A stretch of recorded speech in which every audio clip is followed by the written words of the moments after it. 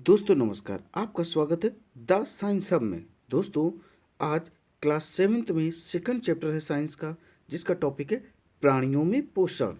यानी कि जितने जीव जंतु हैं वह कैसे अपने शरीर को ऊर्जा लेते हैं, यानी कि उनके शरीर को ऊर्जा कैसे मिलती है या पोषण कैसे प्राप्त करते हैं, वह दैनिक जीवन का कार्य भी किस तरीके से करते हैं, यानी कि अपने खाने को कैसे पचाते हैं और उस खाने से बची ऊर्जा का कैसे दैनिक जीवन में इस्तेमाल करते हैं। यही सब बातें हम इस टॉपिक में आपको, इस चैप्टर में आपको बताने वाले हैं।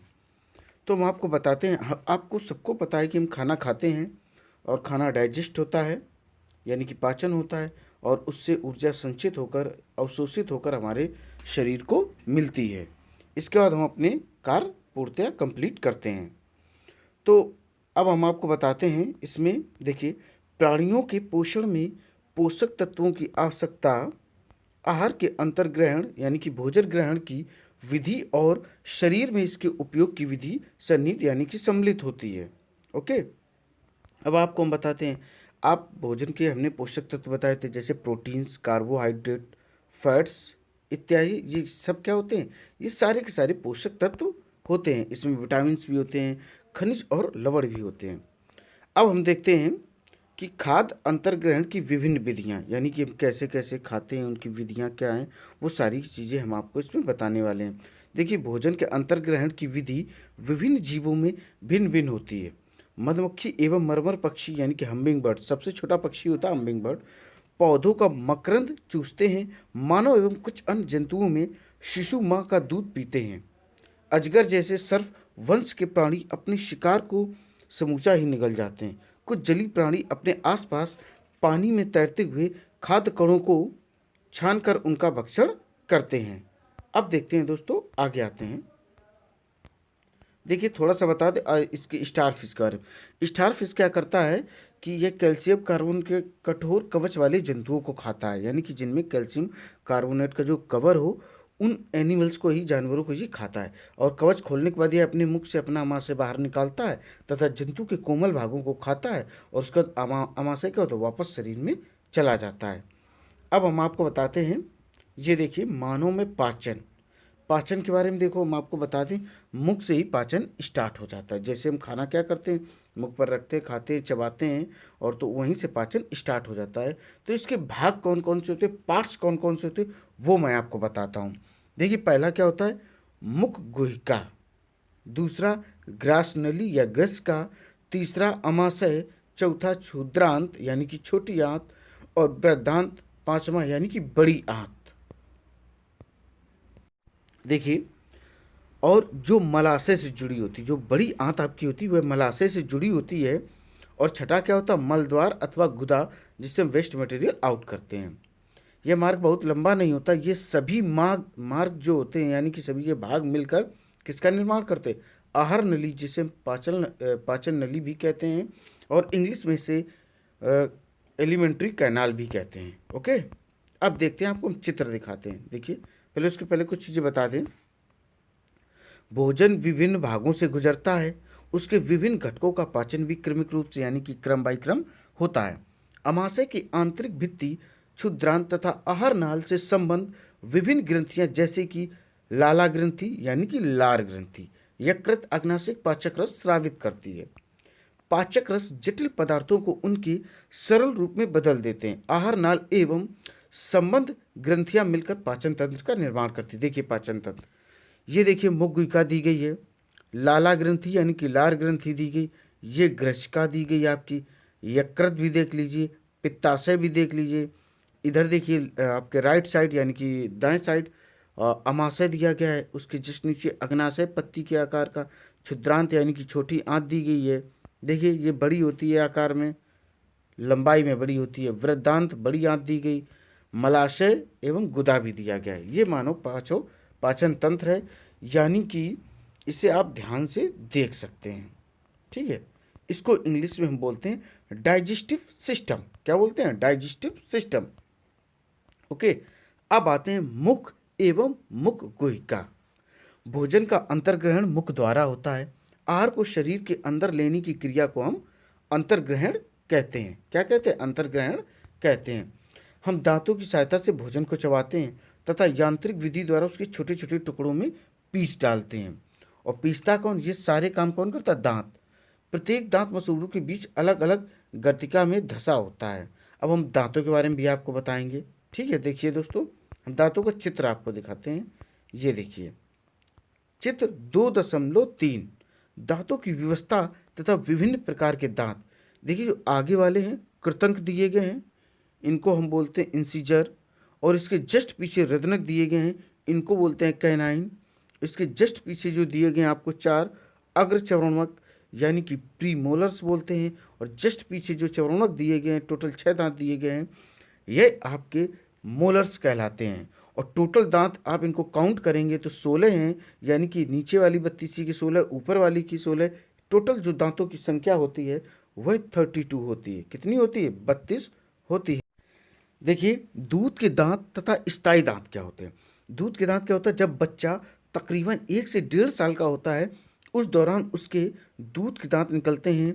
इनको मिल्क टीथ भी कहते हैं या टेम्परेरी टीथ भी कहते हैं, यानी कि ये अस्थायी दांत होते हैं। और लगभग 8 वर्ष की उम्र में ये दांत ऑटोमेटिक गिर जाते हैं और दूसरे स्थायी दांत निकलते हैं जिनको हम परमानेंट टीथ भी कहते हैं। अब देखिए हम आपको दिखाते हैं क्रियाकलाप दिखाते हैं 2.3। इसमें क्या दिया गया? 2 परक नली दी गई हैं। और इसमें क्या चेक करना? जैसे आप भोजन को चबाते हैं, जब भी आप मुंह में कोई रोटी का टुकड़ा रखते हैं, उसे चबाते हैं तो कुछ समय बाद उसमें मीठापन आ जाता है। वो मीठापन क्यों आ जाता है? क्योंकि उसमें स्टार्च या मंड होता है। मंड हिंदी में, स्टार्च इंग्लिश में होता है। इसलिए उस लार की वजह से उसमें मीठापन हो जाता है और वो स्टार्च उत्पन्न हो जाता है, यानी कि मंड उत्पन्न हो जाता है। ठीक है, वही इसमें चेक करने के लिए बताया गया किस में स्टार्च की मात्रा कम होगी और किस में एक ज़्यादा होगी। अब आपको हम बता दें जीभ के बारे में। देखिए जीभ क्या होती है? जीभ एक मांसपेशी अंग है जो पीछे की ओर मुख गुहिका के अधर तल से जुड़ी होती है। हम सभी लोग जानते हैं इसका जो आगे वाला भाग होता है वह पूर्णतया स्वतंत्र होता है और किसी भी दिशा में मुड़ सकता है। अब आप लोगों को ये बताना है इस जीभ का कार्य क्या होता है। जीभ का कार्य क्या होता है? स्वाद लेना होता है। क्या होता है? स्वाद लेना है। और लार भी यहीं से उत्पन्न होता है। ये आप देखिए जीभ का चित्र देख सकते हैं 2.6। जीभ पर स्वाद के विभिन्न क्षेत्र दिए गए हैं। ठीक है, और कम से कम कितनी बार ब्रश करना चाहिए? 2 बार कम से कम ब्रश करना चाहिए। और दांत कब गिरते? दांत गिरने की वजह है जब आपके मुंह में एसिड की मात्रा अधिक हो जाएगी, यानी कि अम्ल की मात्रा अधिक हो जाएगी, तो दांत गिरने की संभावना प्रबल हो जाएगी। ओके, अब बढ़ते हैं आगे। देखिए अब देखते हैं क्रियाकलाप 2.4। क्रियाकलाप 2.4 पर क्या दिया गया है कि हम कुछ चीज़ें लेते हैं, जैसे चीनी का विलयन, नमक का विलयन, नींबू का रस, नीम की पत्ती और करेले का रस। इसमें करते क्या? अपने किसी मित्र की आंखों पर पट्टी बांधकर उससे अपनी जीभ बाहर निकालकर सीधे रखने को कहते हैं और जीभ पर बारी बारी से ये चीज़ें रखते हैं और उससे बताते हैं उसने क्या इसमें टेस्ट किया है। ओके, कौन खट्टा है, कौन मीठा है, कैसा किसका स्वाद है। अब आते हैं भोजन नली या ग्रिस्का पर। देखो भोजन नली ग्रिस्का उसका निचले वाला हिस्सा ही होता है। निगला हुआ ग्रास नली, यानी कि निगला हुआ जो भोजन होता है वह ग्रास नली अथवा ग्रिस्का में जाता है। ग्रिस्का गले एवं वक्ष से होती हुई कहाँ जाती? नीचे चली जाती है। देखिए होती हुई ग्रिस्का की भित्ति के संकुचन से भोजन नीचे की ओर सरकता है, यानी कि खिसकता जाता है। वास्तव में संपूर्ण आहार नाल संकुचित होती रहती है तथा ये जो गति हो रही है भोजन को नीचे की ओर धकेलती है। कभी कभी हमारा अमाशय खाए हुए भोजन को स्वीकार नहीं करता, तब क्या होता है? तब वमन यानी कि वोमिटिंग यानी कि उल्टी हो जाती है, जिससे भोजन बाहर आ जाता है। ऐसी घटना याद कीजिए जब भोजन के बाद आपने वमन किया हो। देखिए अब आपको हम एक चित्र दिखाते हैं 2.7 ग्रिस्का में भोजन की गति। ग्रिस्का में क्या दिखाना है? भोजन की गति। ये देखिए भोजन, ये ग्रिस्का, धीरे धीरे भोजन कहाँ जाता? अमाशय में आ जाता है। अब आपको हम बताते हैं दूसरी चीज़। आइए देखते हैं अमाशय के बारे में बताते हैं। देखिए अमाशय एक मोटी भित्ति वाली एक थैलीनुमा संरचना है। कैसी भित्ति वाली? एक मोटी भित्ति वाली थैलीनुमा संरचना है। और इसका आकार कैसा होता है? जे की आकृति का होता है। जे यानी कि अल्फाबेट वाला जे। आहार नाल का सबसे चौड़ा भाग है। ये एक और ग्रास नली से खाद्य प्राप्त करता है तथा दूसरी ओर क्षुद्रांत में खुलता है। क्षुद्रांत मतलब छोटी वाली आंत। ओके, अब आपको बता दें, थोड़ा सा बता दें, इसमें क्या होता है कि कभी कभी आप खाना बहुत जल्दी स्पीड से खाते हैं, खाना खाते हैं और साथ में बातें भी करते हैं। जब आप बातें भी करते हैं तो एकदम ऐसा होता है जैसे घुटन सी महसूस होती है। घुटन सी महसूस होती है यानी कि ऐसा लगता है कुछ फंस गया और सांस ना मिल रही हो, तो हम पानी पीते हैं ताकि जो श्वास नली में कोई चीज़ फंसी है वह डायरेक्ट चली जाए और हमें सांस लेने में कोई प्रॉब्लम ना हो। इसीलिए बोला जाता है जब भी आप खाना खाएं तो शांतिपूर्वक खाएं और किसी प्रकार की कोई वार्तालाप ना करें। अब बात करते हैं अमाशय के बारे में, जिसमें चल रही थी चर्चा हमारी। अमाशय का आंतरिक स्तर श्लेष्मल हाइड्रोक्लोरिक अम्ल, कौन सा अम्ल? हाइड्रोक्लोरिक अम्ल, जिसका फार्मूला होता है HCl, तथा पाचक रस स्रावित करता है। श्लेष्मल अमाशय के आंतरिक स्तर को सुरक्षा प्रदान करता है। अम्ल अनेक ऐसे जीवाणुओं को नष्ट करता है जो भोजन के साथ वहां तक पहुंच जाते हैं। साथ ही यह माध्यम को अम्लीय बनाता है जिससे पाचक रसों को क्रिया करने में सहायता मिल सके। पाचक रस यानी कि जठर रस प्रोटीन को सरल पदार्थों में विघटित कर देता है। अगर आपसे पूछा जाए कि प्रोटीन को सरल पदार्थों में कौन विघटित करता है, तो वह क्या होता है? पाचक रस होता है। क्या होता है? पाचक रस होता है। अब आते हैं क्षुद्रांत यानी कि छोटी आंत पर। देखिए क्षुद्रांत लगभग कितनी इसकी लंबाई होती है? 7.5 मीटर लंबी होती है। कितनी होती? 5.5 मीटर यह लंबी होती। अत्यधिक कुंडलित नली है। यह यकृत एवं अग्नाशय से स्राव प्राप्त करती। इसके अतिरिक्त इसकी भित्ति से भी कुछ रस स्रावित होते हैं। ठीक है, क्या होते हैं? रस स्रावित होते हैं। देखिए जो आपका अब बताते हैं, ये हमने आपको बता दी क्षुद्रांत यानी छोटी आंत के बारे में। ध्यान रखना, यह कुंडलित बहुत होती, इसकी लंबाई भी अधिक होती यानी कि 7.5 मीटर होती है। अब बात करते हैं हम लोग यकृत। यकृत को इंग्लिश में बोलते हैं लीवर। यह गहरे लाल भूरे रंग की ग्रंथि है जो उदर के ऊपरी भाग में दाहिनी यानी कि दक्षिण की ओर अवस्थित यानी कि व्यवस्थित होती है।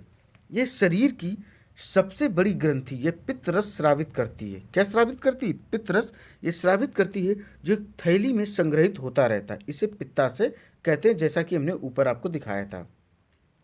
पित्त रस वसा के पाचन में महत्वपूर्ण भूमिका निभाता है। और अब बात करते अग्नाशय की। अग्नाशय हल्के पीले रंग की बड़ी ग्रंथि है जो अमाशय के ठीक नीचे स्थित होती है, जैसा कि मैंने चित्र में आपको ऊपर बताया था। यह अग्नाशयिक रस कार्बोहाइड्रेट्स एवं प्रोटीन पर क्रिया करता है तथा इनको उनके सरल रूप में परिवर्तित कर देता है। आंशिक रूप से पचा भोजन अब क्षुद्रांत के निचले भाग में पहुंच जाता है, जहां आंत या आंत रस पाचन क्रिया को पूर्ण कर देता है। कार्बोहाइड्रेट सरल शर्करा जैसे कि ग्लूकोज में परिवर्तित हो जाता है। वसा अम्ल एवं ग्लिसरॉल में तथा प्रोटीन अमीनो अम्ल में परिवर्तित हो जाता है। देखिए ये जो आप देख रहे हैं चित्र, ये एक स्टोरी है। इसमें हम आपको बता दें कि एक व्यक्ति को गोली लग जाती है और उसका लीवर डैमेज हो जाता है। डॉक्टर उसको ठीक करते हैं। डॉक्टर का नाम क्या होता है? उनका नाम होता है एलेक्स सेंट माउंटेन नामक। ये तो एक सोल्जर है।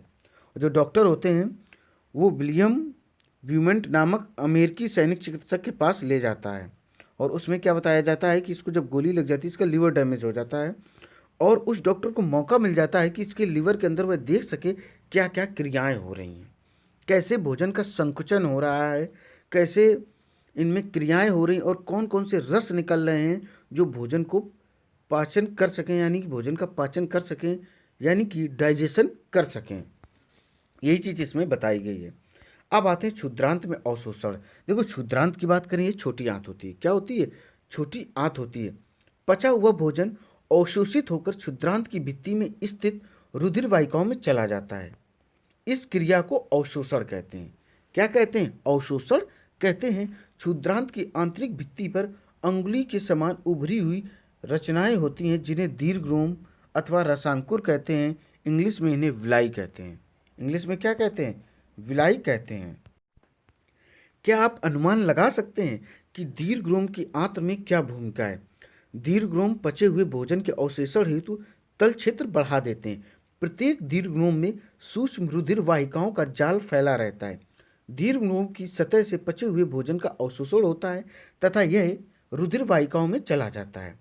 अवशोषित पदार्थों का स्थानांतरण रुधिर वाहिकाओं द्वारा शरीर के विभिन्न भागों तक होता है, जहां उनका उपयोग जटिल पदार्थों को बनाने में किया जाता है। इस क्रम को स्वांगीकरण कहते हैं। क्या कहते हैं? स्वांगीकरण कहते हैं। कोशिकाओं में उपस्थित ग्लूकोज का विघटन ऑक्सीजन की सहायता से कार्बन डाइऑक्साइड एवं जल में होता है और ऊर्जा मुक्त होती है।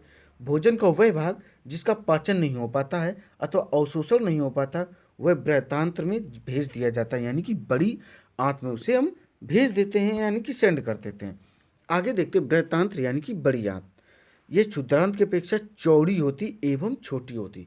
चौड़ी अधिक होती है, बट जो इसकी लंबाई होती वह छोटी आंत से कम होती। इसकी लंबाई 1.5 मीटर होती, उसकी 7.5 थी, ये है 1.5 मीटर और वो थी 7.5 मीटर। देखिए, इसका मुख्य कार्य जल एवं कुछ लवणों का अवशोषण करना है।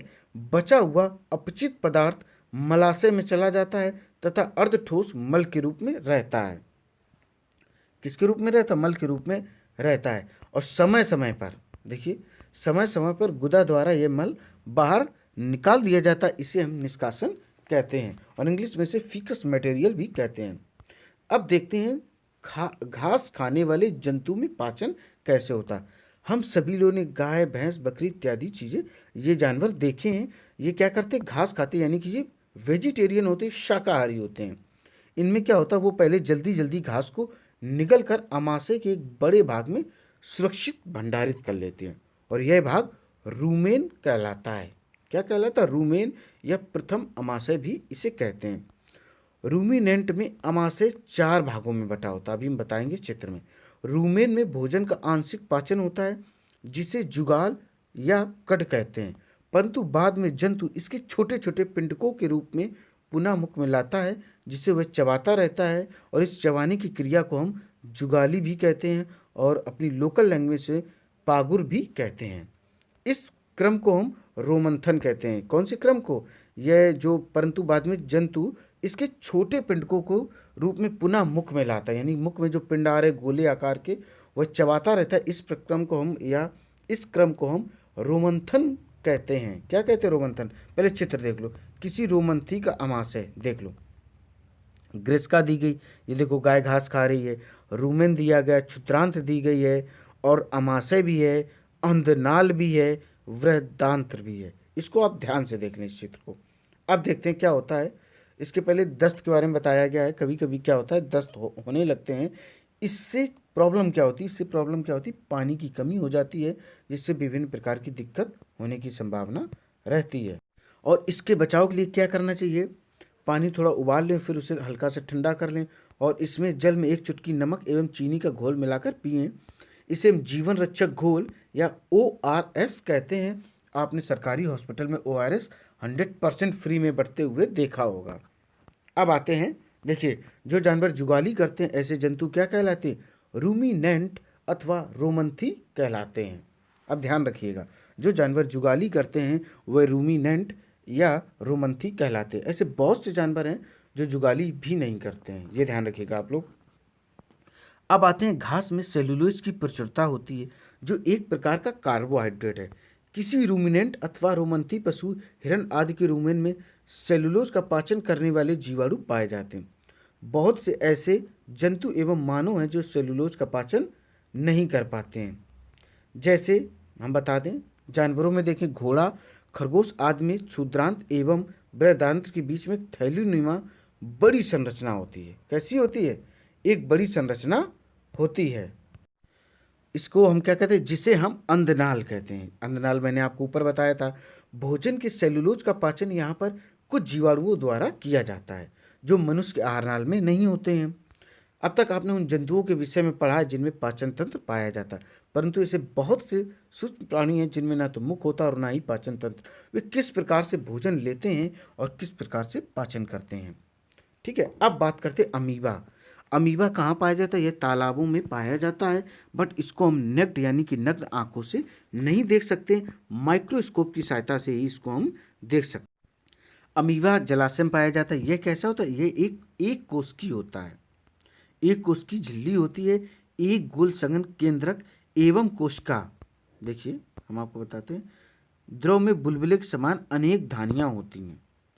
अमीबा निरंतर अपनी आकृति एवं स्थिति बदलता रहता है। ये एक अथवा अधिक अंगुली के समान प्रवर्त निकालता रहता है, जिन्हें पादाव यानी कि कृत्रिम पांव या पैर कहते हैं, जो इन्हें गति देने एवं भोजन पकड़ने में सहायता करते हैं। अमीबा कुछ सूक्ष्म जीवों का आहार करता है। जब इसे भोजन का आभास होता है तो यह खाद्य कण के चारों ओर पादाव विकसित करके उसे निगल लेता है। खाद्य पदार्थ उसकी खाद्यदानी में फंस जाते हैं। ये देखिए अमीबा का चित्र दिया गया है 2.10 में। अमीबा, ये देखिए पादाब दिए गए, खाद्य कण का अंतर्ग्रहण देखिए किस तरीके से ले रहा, खाद्य दिखाएंगे, ये केंद्रक रहा आपका, और ये बहिक्षेपित अपशिष्ट यानी कि उसको खाया और जो अपशिष्ट बचा उसे चेकआउट कर दिया यानी कि बाहर कर दिया। ये प्रोसेस अमीबा में होता है। अमीबा एक कोष की होता है, इसका कोई भी आकार निश्चित नहीं होता, इस बात को आप लोग जरूर याद रखें। अब देखें, खाद्यदानी में ही पाचक रस स्रावित होते हैं। ये खाद्य पदार्थ पर क्रिया करके उन्हें सरल पदार्थों में बदल देते हैं। पचा हुआ खाद्य धीरे धीरे अवशोषित हो जाता है। अवशोषित पदार्थ अमीबा की वृद्धि, रख रखाव एवं गुलन के लिए उपयोग किए जाते हैं। बिना पचा अपशिष्ट खाद्यदानी द्वारा बाहर निकाल दिया जाता है। भोजन के पाचन का आधारभूत प्रक्रम सभी प्राणियों में समान है, जिसमें खाद्य पदार्थ सरल पदार्थों में परिवर्तित किए जाते हैं एवं ऊर्जा मुक्त होती। अगले, हाँ ठीक है दोस्तों, बस यहीं पर ये चैप्टर आपका खत्म होता है। अब इसमें आपको कुछ हम प्रमुख शब्द दिखा दें। ये देखिए दोस्तों रहे प्रमुख शब्द, इनको आप जरूर पढ़ लें और इन शब्दों की चर्चा मैंने इस चैप्टर में की हुई है। अब देखते हैं सारांश पे आते हैं। देखिए सारांश क्या है। जंतु पोषण में पोषण आवश्यकताएं, भोजन अंतर्ग्रहण की विधियां एवं शरीर में इनका उपयोग सम्मिलित है। आहार नाल तथा स्रावी ग्रंथियां संयुक्त रूप से मानव के पाचन तंत्र का निर्माण करती। इसमें क्या क्या होता है, मुख गुहिका, ग्रसिका, अमाशय, क्षुद्रांत, बृहतांत्र जो मलाशय में समाप्त होती है, तथा गुदा भी इसमें सम्मिलित है। पाचक रस स्रावित करने वाली मुख ग्रंथियां कौन सी, लाला ग्रंथियां यानी कि लार ग्रंथि, यकृत, अग्नाशय, अमाशय की भित्ति एवं क्षुद्रांत की भित्ति भी पाचक रस स्रावित करती हैं। अब आते हैं विभिन्न जीवों में भोजन ग्रहण करने की विधियां भिन्न भिन्न हैं। भोजन पोषण एक जटिल प्रक्रम है, जिसमें अंतर्ग्रहण, पाचन, अवशोषण, स्वांगीकरण एवं निष्कासन भी होता है। मंड जैसे कार्बोहाइड्रेट का पाचन मुख में ही प्रारंभ हो जाता है। प्रोटीन का पाचन अमाशय में प्रारंभ होता है। यकृत द्वारा स्रावित पित्त, अग्नाशय से अग्नाशिक रस स्राव एवं क्षुद्रांत भित्ति द्वारा स्रावित पाचक रस की क्रिया से भोजन के सभी घटकों का पाचन क्षुद्रांत में पूरा हो जाता है। जल एवं कुछ लवण वृद्धांत्र में अवशोषित होते हैं। अवशोषित पदार्थ शरीर के विभिन्न भागों को स्थानांतरित कर देते हैं। बिना पचे अपशिष्ट जिनका अवशोषण नहीं होता, मल के रूप में गुदा द्वारा शरीर के बाहर निकाल दिए जाते हैं, यानी फीकस मटेरियल, वेस्ट मटेरियल को बाहर कर दिया जाता है। अब आते हैं हम लोग क्वेश्चन आंसर पर। दोस्तों कुछ और इसमें बता दें, गाय, भैंस एवं हिरण जैसे घास खाने वाले जंतु रोमंथी यानी कि रूमिनेंट कहलाते, मैंने आपको ऊपर समझाया है। वे पत्तियों का अंतर्ग्रहण तीव्रता से करके उन्हें निगल लेते हैं तथा रूमेन में भंडारित कर लेते हैं। कुछ अंतराल के बाद भोजन पुनः मुख में आ जाता है और पशु धीरे धीरे जुगाली कर उसे चबाते रहते हैं। अमीबा में भोजन का अंतर्ग्रहण पादाप की सहायता से होता है तथा इसका पाचन खाद्यधानी में होता है। अब आते हैं अभ्यास प्रश्न पर। देखिए इसमें एक उचित शब्द हमको फिलअप करना है। पहले क्वेश्चन में का नंबर देखिए, मानव पाचन के मुख्य चरण क्या है, अंतर्ग्रहण, पाचन, अवशोषण, स्वांगीकरण एवं निष्कासन। अब आते खा नंबर, मानव शरीर की सबसे बड़ी ग्रंथि क्या है, यकृत।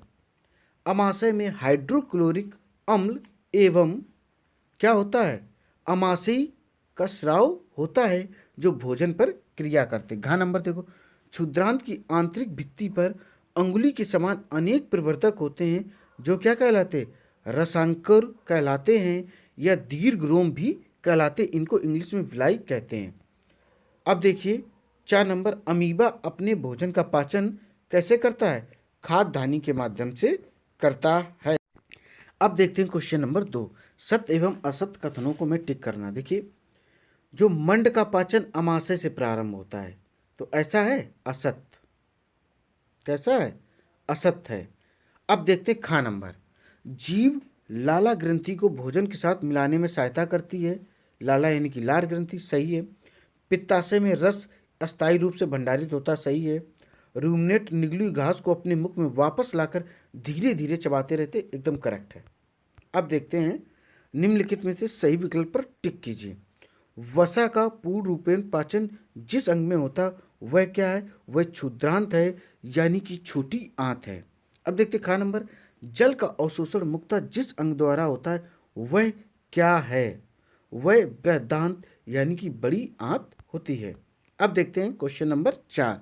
इसमें कॉलम ए और बी को हमें मिलाना। देखिए, खाद्य घटक, पाचन के उत्पाद, कार्बोहाइड्रेट, शर्करा, प्रोटीन, अमीनो अम्ल, वसा, वसा अम्ल एवं ग्लिसरॉल।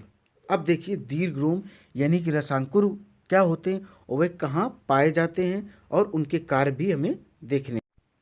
ओके, देखिए क्षुद्रांत या छोटी आंत की भीतरी दीवार पर हजारों अंगुली जैसी रचनाएं होती हैं, उन्हें हम दीर्घ या रसांकुर कहते हैं और ये क्षुद्रांत में यानी कि छोटी आंत में पाए जाते हैं। क्वेश्चन नंबर देखते हैं 6।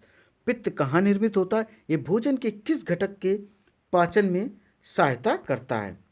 पित्त का निर्माण यकृत में होता है और इसका संग्रहण पित्ताशय में होता है। ये भोजन में उपस्थित वसा का पाचन करता है। क्वेश्चन नंबर 7 देखिए, उस कार्बोहाइड्रेट का नाम लिखिए जिसका पाचन रूमिनेंट द्वारा किया जाता है परंतु मानव द्वारा नहीं, इसका कारण बताइए। उस कार्बोहाइड्रेट का नाम सेलुलोज है जिसका पाचन मनुष्य नहीं करता, ये सिर्फ रूमिनेंट यानी कि जानवर करते हैं, जो जुगाली करते हैं, यही इसका पाचन करते हैं। यही कारण है कि सेलुलोज एक विशेष प्रकार का कार्बोहाइड्रेट है और इसका पाचन रूमिनेंट्स कर सकते हैं। रूमिनेंट्स में क्षुद्रांत एवं बृहदांत्र के बीच एक थैली नुमा बड़ी संरचना होती है जहां भोजन के सेलुलोज का पाचन यहाँ पर कुछ जीवाणुओं द्वारा किया जाता है जो मनुष्य के आहार नाल में नहीं होती है। अब देखते हैं क्वेश्चन नंबर 8। क्या कारण है कि हमें ग्लूकोज से ऊर्जा तुरंत प्राप्त होती है? देखिए, ग्लूकोज शर्करा का एक सरल रूप है जिसे पाचित करना बहुत आसान है और यह तुरंत ही आंतों द्वारा अवशोषित हो जाता है। यही कारण है कि हमें ग्लूकोज से तुरंत एनर्जी यानी कि ऊर्जा मिलती है। अब देखते हैं क्वेश्चन नंबर 9। आहार नाल के कौन से भाग द्वारा निम्न क्रियाएं संपादित होती? पचे भोजन का अवशोषण कहाँ होता है? क्षुद्रांत यानी कि छोटी आंत में। अब देखते हैं इसमें सेकंड क्या दिया कि भोजन को चबाना, चबाने वाला काम कौन करता? मुंह करता है। क्या करता? माउथ। अब आते थर्ड क्वेश्चन, जीवाणु नष्ट करना, जीवाणु कौन नष्ट करता? आमाशय नष्ट करता। भोजन का संपूर्ण पाचन कहाँ होता है? क्षुद्रांत में होता है। मल का निर्माण भी हमने आपको क्या बताया, मल का निर्माण बृहदांत्र यानी कि बड़ी आंत में, और ये उससे जुड़ी होती है गुदा से, गुदा से आपको वेस्ट मटेरियल यानी कि फीकस मटेरियल आउट कर दिया जाता है मॉर्निंग में। अब देखते हैं क्वेश्चन नंबर 10। मानव एवं अमीबा के पोषण में कोई एक समानता एवं एक अंतर बताइए। बिल्कुल बताएंगे। अब देखते हैं पहले समानता, ये दोनों ही विषम पोषी पोषण, विषम पोषी पोषण का मतलब है अपने भोजन के लिए हमेशा दूसरों पर ही निर्भर रहते हैं, क्योंकि दोनों ये सभी क्रियाएं करते हैं जिनमें खाद्य पदार्थों का सरल पदार्थों में परिवर्तित किया जाता है एवं ऊर्जा मुक्त होती है। साथ इनमें अंतर्ग्रहण, पाचन, अवशोषण, स्वांगीकरण, निष्कासन आदि भी होता है और वो भी होता है चेकआउट यानी कि निष्कासन भी होता है, ये बता दिया इसमें। अब इसमें देखते अंतर।